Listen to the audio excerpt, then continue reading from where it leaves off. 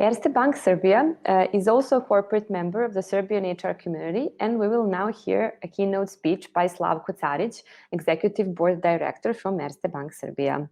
Slavko Caric has been the member of the Executive Board of Erste Bank in Serbia since January 2009. Before that, since 2007, he had been Deputy President in charge of corporate clients and capital market. During his career, he founded several successful companies in the field of finance and trade in securities. Slavko has long-term experience in the field of investment banking and capital market. He is the initiator of the first comprehensive program of financial education intended for the citizens of Serbia, within which Erste Bank provides its clients and wider community with the information necessary for making good financial decisions through a set of educational activities. Slavko, welcome. Good morning. Thank you very much. I'm honored that you have invited me, and I've been participating, though only today, in the conference, and I really find it extremely interesting, even for old bankers like me, which is not maybe the sexiest job on earth today. Thank you so much. Let's hear your keynote, and I'm sure I will have some questions for you later on. Well, I did not prepare any presentation today, and I'm not as natural talent as Dan. So I prepared a few bullet points. I really like to have more of a dialogue with my audience. So I'm hereby and now inviting all of you to start thinking about questions to a CEO in a bank in Serbia, if you have any, that is. I'll be laying down my points, and I would be really interested in hearing your questions. So where do we stand as a banking sector today? Like many other industries, we are at the crossroads, which is now changing the total landscape because of several factors. One of these, and most important one, and you've probably heard that so many times, is digitalization. So our industry is changing. We are becoming more of a, let's say, infrastructure providers than anything else. That's not something which is 100% fact here in Serbia already today, but in more developed countries like in the United States and Western Europe, that's already happening, and it's just a question of time when it will come fully blown to our neck of the woods. Now, what is happening in our bank is very similar. We are undergoing a very thorough transformation of Erste Bank Serbia that we have started in this, let me say, more narrow scope in terms of digital change a couple of years ago, and we are now somewhere midway, maybe I dare to say 2/3 of the way towards the goal that we want to achieve most probably by second half end of 2021 in terms of our digital proposition to our clients.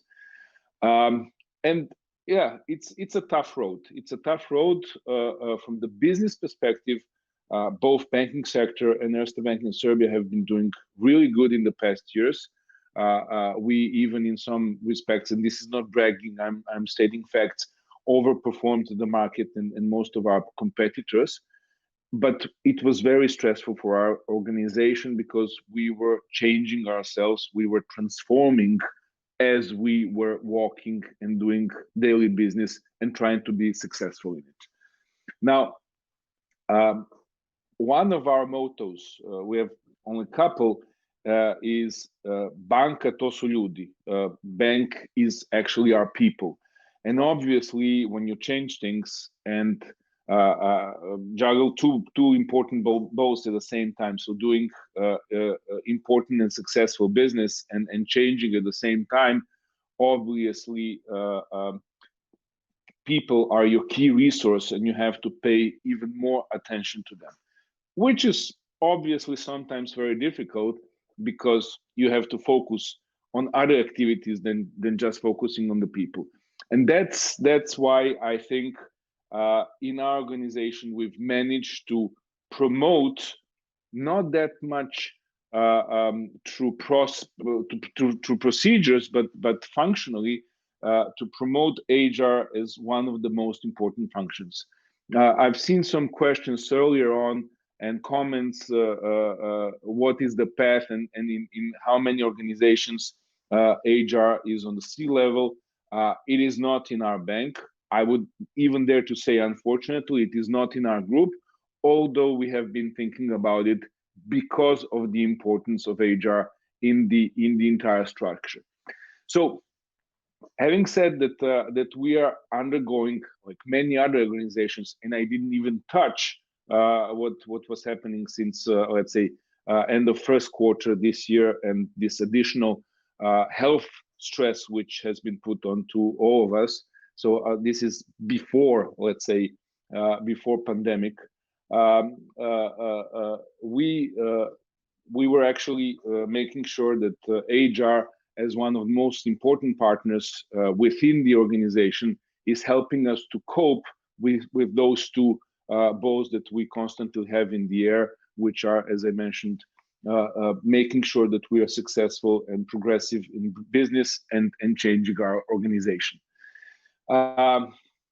As I mentioned, it creates a lot of stress, and that's why HR steps in making sure that the communication, the engagement, the level of motivation of our employees stays at the level where we want it to be, or at least as close as possible. So, as we are undergoing a digitalization change of, let's say, an old industry, so lending money is something that that started probably even before Phoenicians, before they even invented it. We are now actually making it completely digital, or actually we are in that process. One of the most important things that we need to do within our organization is cultural change. And there again, HR, all of our HR colleagues are our partners in terms of designing and obviously implementing that strategy. Changing culture is something that we have started first designing and then changing structure, designing our let's say ideal culture, and then changing within the organization. It's a process that we have started, I would say, even more than 10 years ago. So if some of you don't have that experience, yes, you can obviously influence and you can change culture as you go, and it's a process that is going on since 10 years, and obviously it will not be stopping. In changing culture, obviously, our colleagues from HR have been extremely helpful in both designing, implementing, and making sure that we are doing it in the right way, because changing culture involves not only the board, or not only board minus one, but obviously all the employees within one organization. So having people in focus while changing the culture within an organization is obviously extremely important. Now, whilst doing that, there is always, as I mentioned, that correlation between business strategy and culture, and that's where also my colleagues within HR department have been extremely helpful in making sure that we do juggle those two things at the same time in the best possible manner. Now, as far as the strategic role of HR department is concerned, as I mentioned, and I'm certain I'm not the first, not the last one during this conference to say that having people as main resource is actually putting our strategic role of HR department in the limelight. Whether it's hiring, whether it's checking engagement of our people, whether it's development of our colleagues within the organization, development of also all the board members, and I've been very thankful to our HR department, because they have put me also through different programs in order to make sure that I also keep up with what's going on in the world, not only in terms of specific banking business, but other fields where my competencies would be important.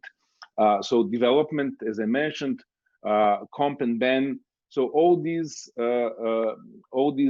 actually fields or actually areas are creating sound business surrounding, allowing board to actually connect the dots between business goals and people who are delivering them. So in that respect, HR is actually helping business perform to its best possibilities within the economic context. So to maybe stress that sentence once again, it is a primordial goal of HR department to put everything we are doing in business context, because obviously, like most of you, not all of you, we are here to make money for our stakeholders.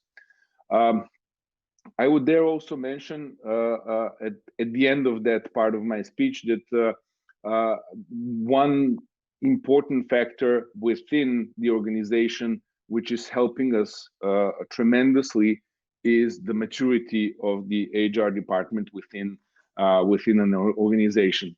That translates to what kind of culture you are fostering within your organization, how it affects your people, how much people are satisfied, and the maturity of the people who are leading it.